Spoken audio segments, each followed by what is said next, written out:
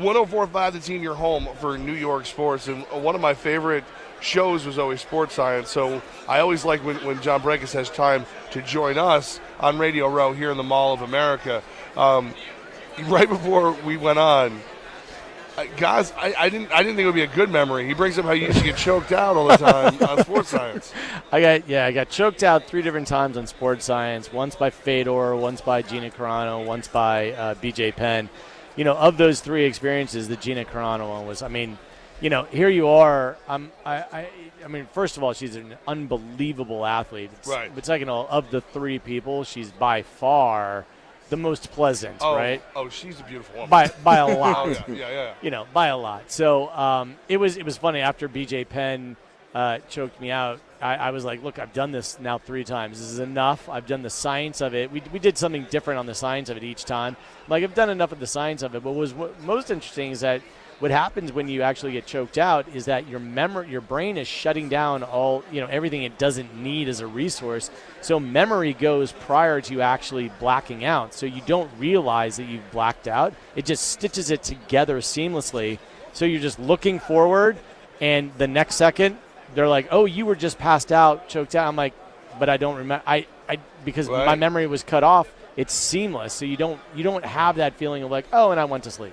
Right, so it's not as painful. Now, I'm thinking about other moments on Sports Science. There might have been things that were very painful. Can you remember like your most painful experiences? Oh, man. I have too many to list, but I'll give you a couple. I had a Vernon Davis. We hooked him up to a harness, and we put a water ski tow rope on him. And the premise was, can the average person hold back an elite NFL player for the line of scrimmage? That goes into the category of not being terribly well thought through.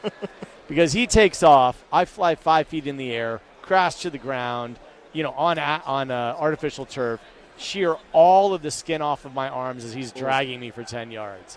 Now, it was just... I thought you were smart. Yeah, exactly. Exactly. That's like when people are like, oh, my God, you do sports science, you're so smart. I'm like, well, look at what we did. And you'll say, that wasn't well thought through. And then I had Brandon J. The one that rattled me the most was we had Brandon Jacobs. He was 6'6", 265 at the time. And, I said, well, I'm going to pretend like I'm a free safety and just stand there and have you run me over. And when you watch the video online, what you see is take number 7. Oh. Because he wasn't willing to go top speed. And I'm like, dude, you're generating a tremendous amount of force, but this kind of half speed thing is killing me anyway. I'm like, you got to run full speed. So when you see the collision, it's unbelievable. And it rocked me for sure. Well, Giants fans know he never really ran full speed after a while anyway. So you've got the new podcast out, Brink of Midnight. Yep. And what do you do on that? So Brink of Midnight is the podcast that I have that is really taking, all my relationships that I've had through sports science and through being in entertainment for decades, and taking these luminaries in their respective field and elevating. They're fans of it. They are. Yeah, exactly. Everybody's yelling for it. Thank you. It's really breaking down what are the moments in life when everything changed. And when we just had Santonio Holmes on, and everyone would say, oh, man, that catch in the end zone must have changed everything for you. It didn't. He's like, look, that was my job. Right. Like that didn't change me. There were events that led up to that. When I was 11, I was essentially the father of 4 other kids. I was the man of the house at 11. And my grandmother came along and said, look, if you want to chase your dream, I can step in and take over this role. If you go to church, live the way, I got your back. And from that day forward, he was then released to, okay, I can play sports. I can get out of the house. I don't have to be a dad. And that allowed him to begin his journey. It's amazing. We've had Ray Lewis and Marshawn Lynch and Larry Fitzgerald and giant names on the podcast. And their stories are so incredible. They're not the canned interview that you always hear. It's the things that they never talk about, things that they haven't disclosed. About what really shaped them into the person who they are. You mentioned Ray Lewis. Is he also a part of something you're working with him called the Ray of Hope? Yep. We have Ray of Hope Foundation. This all started by what we want to do is to provide personalized, inspirational messages to people in dire need.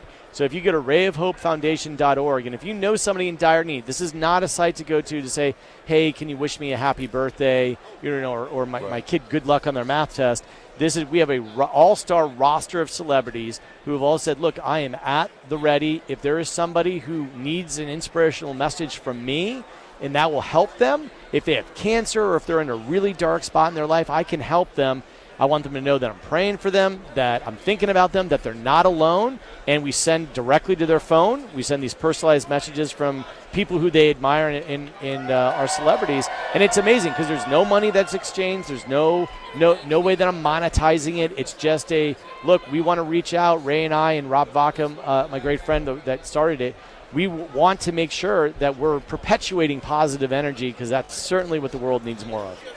John Brenkus, the site is rayofhopefoundation.org. Now, Sports Science, you have 6 Emmys from Sports Science. Yep. So, tell me how the Eagles can beat the Patriots because I am so sick of them. It is very possible. I mean, when you break it down and you look at it position by position and you look at the true analytics, look, the Eagles are an even match. Neither one of these teams is the Patriots obviously are a dynasty, but neither one of these teams is the best ever, right? We're not going to talk about the '85 Bears. We're not going to talk about the Ravens or who's the best team ever. But these are both two very, very good teams. If the Eagles who played the Vikings show up versus the Eagles who played the Falcons, I think the Eagles can win. I mean, the Eagles they're solid. And when people say, Nick Foles versus Tom Brady, let's look at every measurable: release time, accuracy, arm strength, pocket mobility.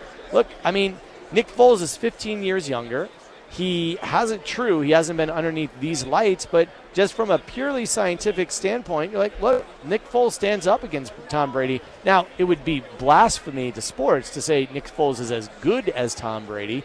I'm certainly not saying that, but on any stage, on any given day, which Nick Foles shows up, that's going to answer the question right there. We're going to find out on Sunday, and we're going to find out in the future what's next for Sports Science. Can you give us a little bit of a clue what we can be in store for? So in a couple months, we'll be launching under a different brand, taking Sports Science to the next level. So if you liked Sports Science, you're going to love what's coming next because it's really taking it to the next level, and it's going to be even broader and more accessible. I mean, we've been incredibly grateful for the run that we've had, and we just have so many relationships that have developed really a vernacular that didn't exist prior. I mean, in 2006 when we started Sports Science, the term Sports Science wasn't really a term. Right. So I've been incredibly grateful that I was in the right place at the right time with the right property, and people received it well. And I think that it's ready to be. Once again, you always got to raise the bar. You can't be complacent. John Brenkus with us now. You got Brink of Midnight, the podcast, where you're getting great stories from athletes. RayofHopeFoundation.org, where you're changing lives. The new and improved Sports Science-esque show coming. I have a question for you that I was up this morning. And I was like, I need somebody smart to explain to me why Punxsutawney Phil gets to decide whether or not we have 6 more weeks of winter. Is there any science behind the groundhog? I will tell you that there is as much science behind that as there is like traditions in baseball. Like guys swinging, a bat in the on-deck circle with a donut on it. It actually decreases swing speed. And I've proven it 6 ways to Sunday. Same thing for golf, same thing to everything.